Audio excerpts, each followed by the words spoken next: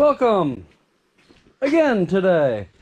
So today what I want to do is do a little review of the electric motor I got for this bike.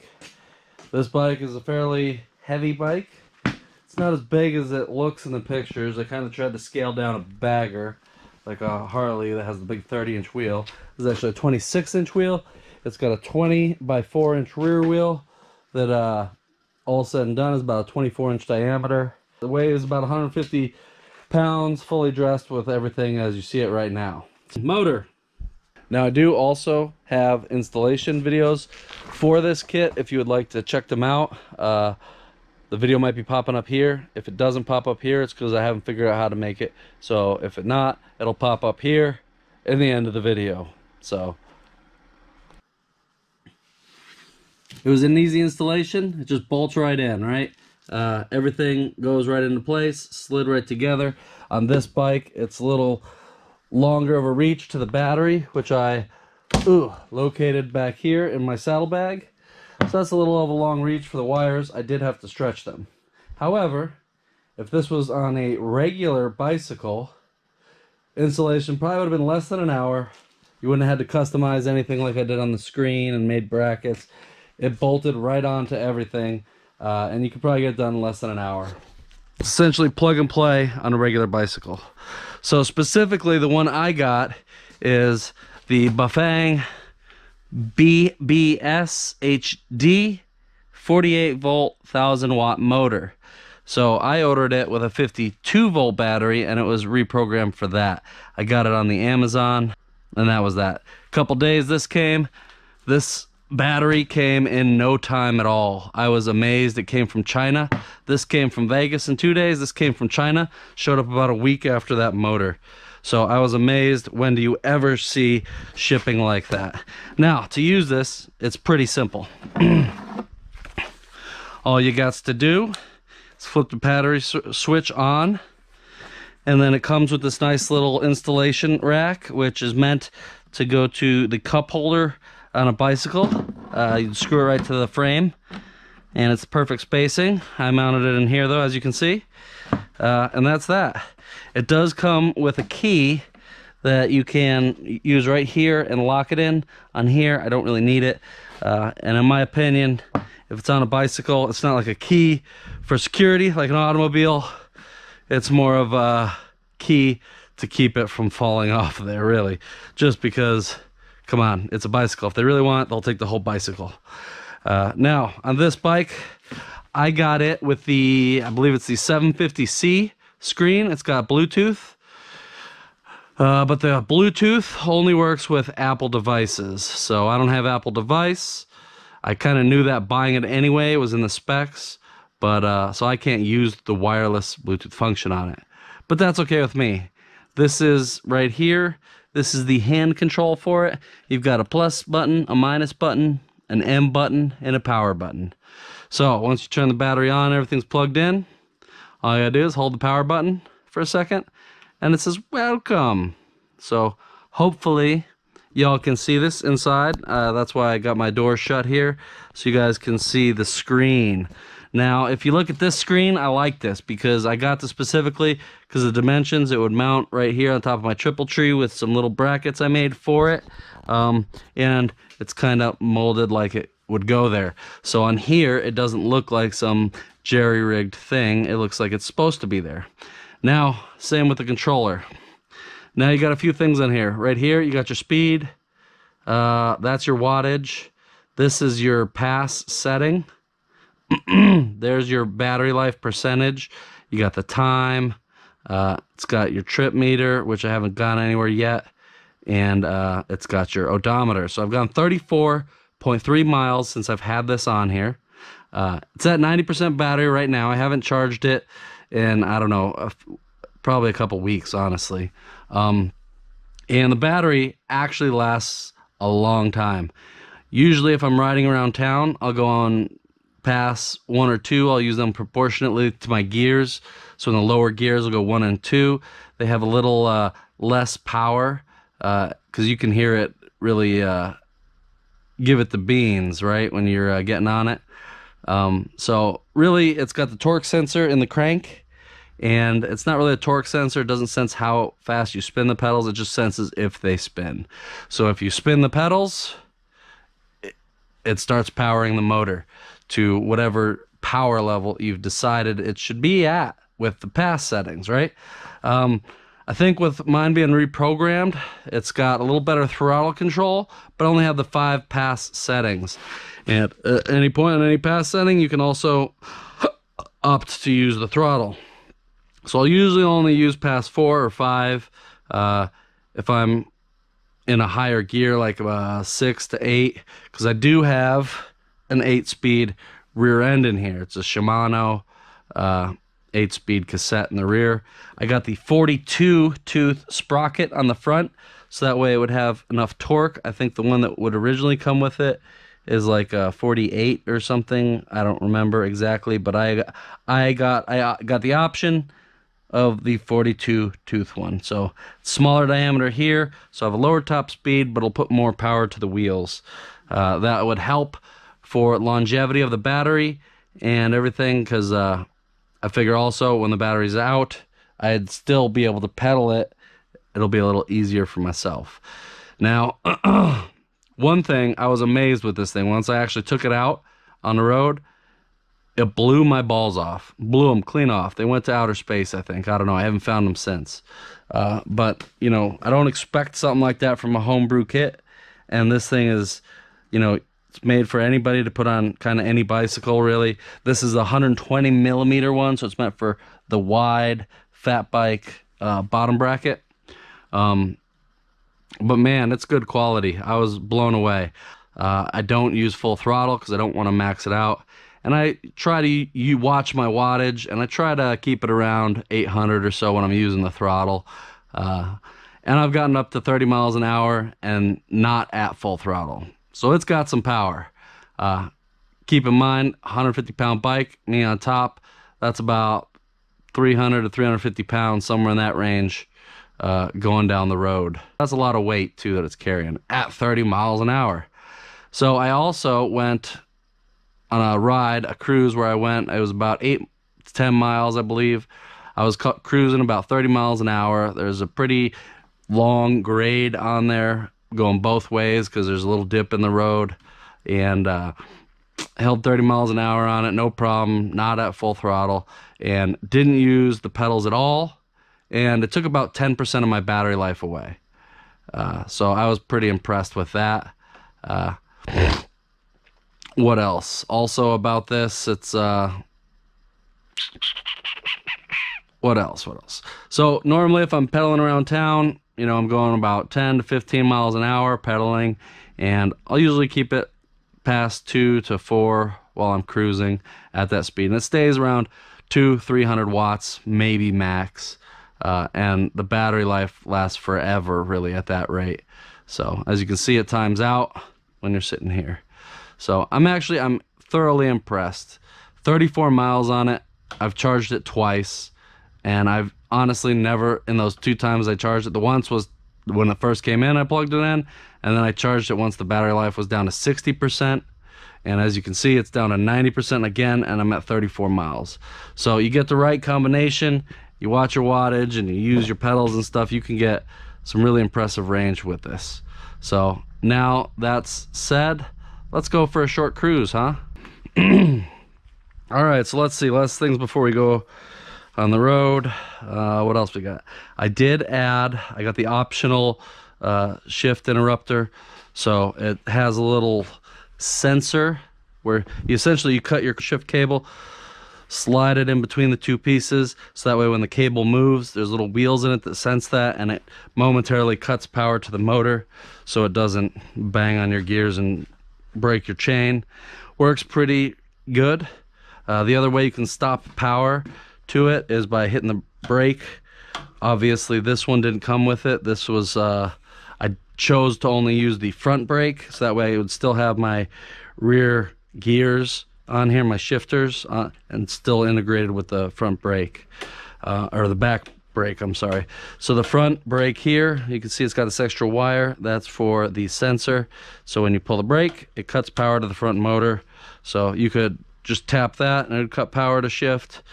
You could back pedal. That'll cut power as well, but I chose to rely on it, and it works pretty good at that. So it's a pretty solid piece.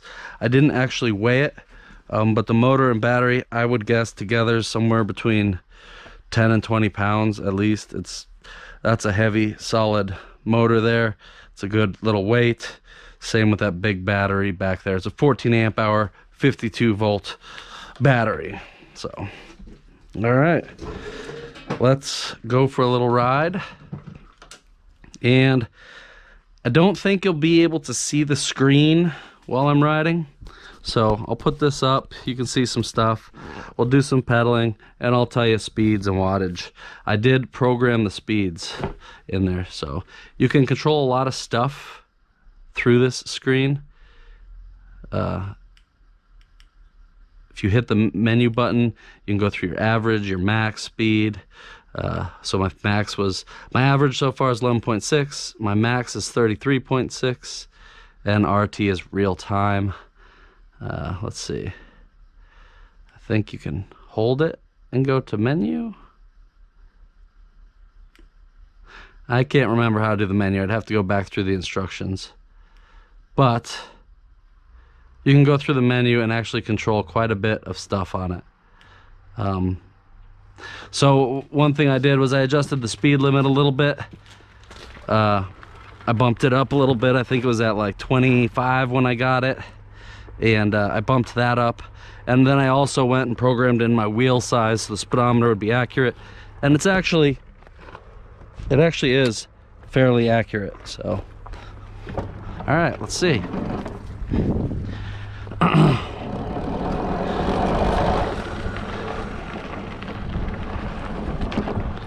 All right, so I will just use throttle now. So first gear, throttle. Let's see, 6 miles an hour, using about 50 watts, give or take, as it goes away. Pedal assist.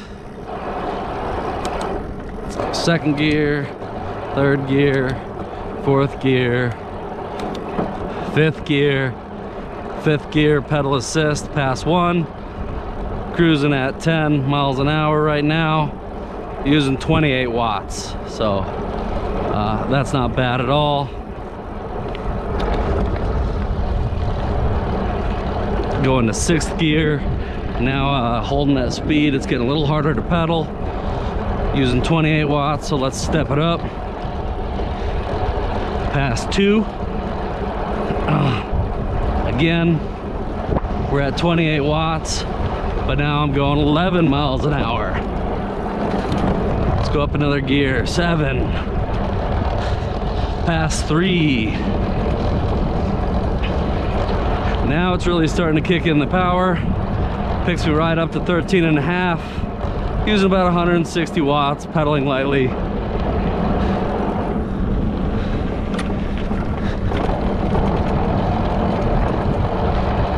Kicks up to 500 to pick my speed right back up. Let's go to pass 6. I mean gear 8, what am I talking about? So in gear 8, pass 3, 14 miles an hour, 56 watts. Pass 4.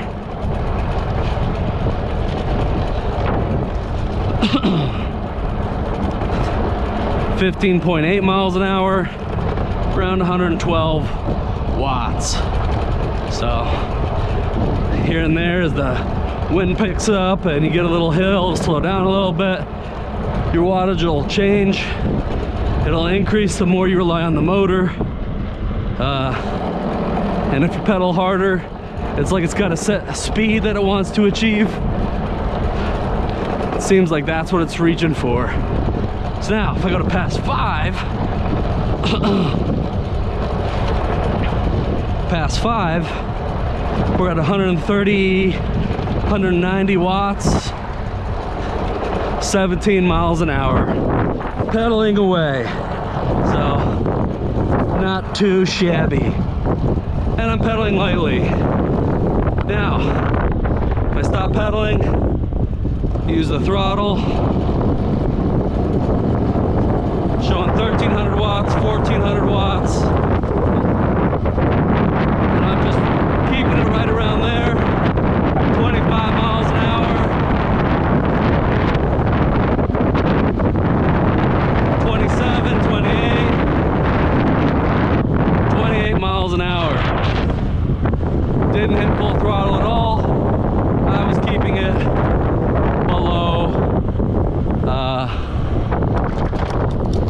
below 1400 watts. So that's pretty good if you ask me.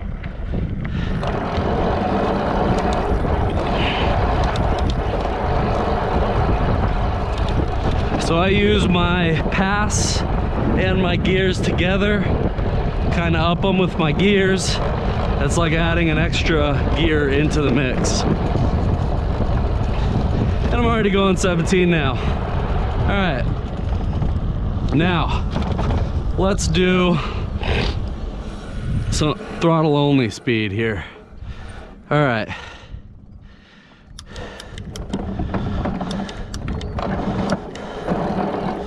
So hang on, let's get down.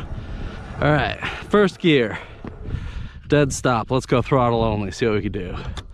All right.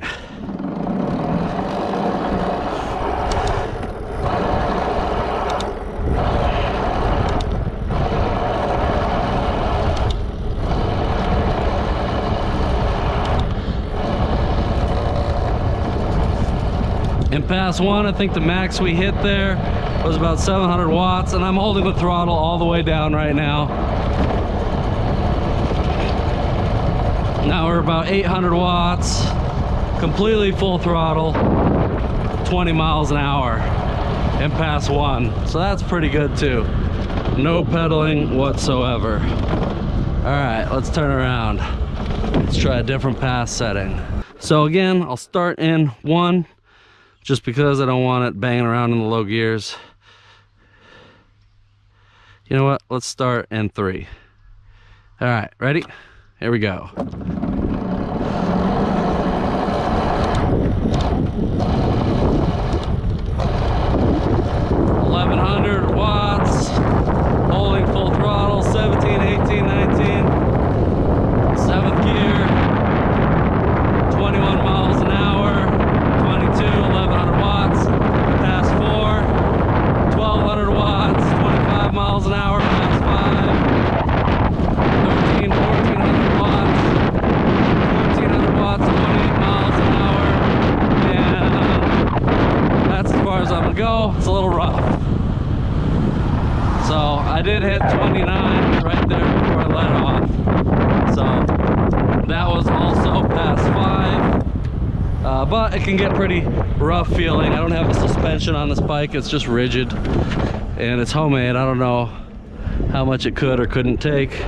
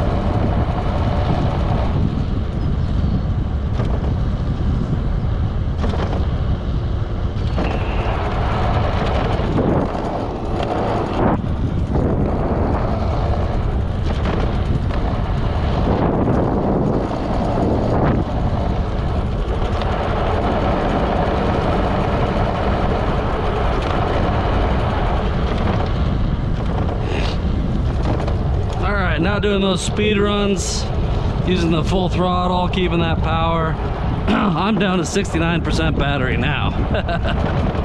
So cruising, holding your speed doesn't use a whole lot. If you're holding a higher speed, it'll go faster. Accelerating uses a lot.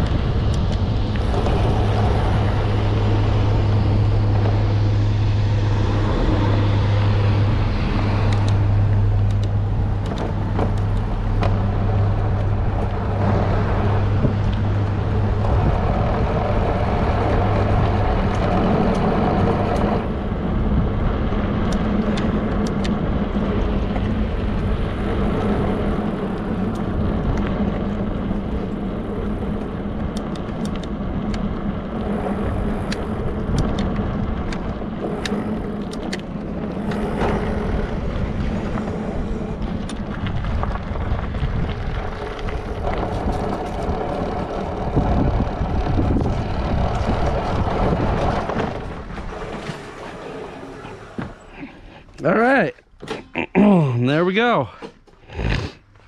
Now, after that, with those speed runs in there, acceleration, I used 20% of its battery. We hit 1400 watts, quite a bit, right? It's about 50 degrees outside. Using this infrared sensor, the motor itself and the controller is only 85 degrees at the warmest part. So that motor can handle it. It's pretty impressive for what it is. I gotta say, I'm thoroughly excited to have it here. They're fairly pricey when it comes to electric motor kits for your homemade bikes or your homebrew bikes or your store-bought bikes or whatever, but for a homebrew kit they're pretty pricey, right? I think this one's around $1,100 on the Amazon, and then it was like $30 for the little shift interrupter, and that included my 52 volt battery option, my 42 tooth sprocket there. I did not use the cranks that came with it. I used my own Shimano ones, just because I liked them better. So it was about $1,200-$1,300, I think, to get that whole kit in there as you see it. But you can get cheaper ones if you get the older style, which I'm not sure, you know, I can't rate them because I only have this one. But the BBSHD HD, man, it is the bomb. You should get it. Blow your balls off. Now, how this would compare to a hub bike, I've never had a hub bike, but what I've read a lot about is obviously on this one I can use my rear gears. On a hub motor you obviously cannot use your rear gears because a hub motor is just that. It's the hub. It's direct drive to your tire. So if you have a heavy bike like this, you go on hills, you're going to be using lots of battery, maxing out its power a lot. This one I can adjust the gear to compensate, which as you saw coming up my driveway here, I didn't have to pedal. You can get low speed control where it had plenty of power and wasn't really using much to do it. So there's that. I would recommend a mid-drive, and I would recommend BBS HD. Now, as a little disclaimer here, I want to throw this out there. They can go fast, right? But bicycles aren't meant to go fast. So I wouldn't get it to go fast on a bicycle. That could be very dangerous. So don't try that at home. You know what I mean? And if you don't know how to install one, if you don't know how to do any kind of maintenance or anything, also do not get one because you're going to wear things out really quick. You might not get it properly installed. You might not have your bike up to par to be able to handle it, you know. So make sure that if you want to do that, you learn how to do the maintenance on your bike. You learn the specifics, torques, stuff like that, so everything can be installed appropriately. You got to look at the laws.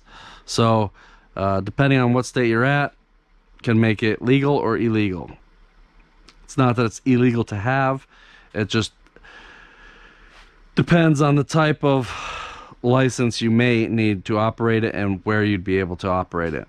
Obviously, you can't drive an e-bike, or you can't drive a motorcycle on a sidewalk. So if it's considered a motorcycle and you have your license to ride it as a motorcycle, you have to ride it as a motorcycle.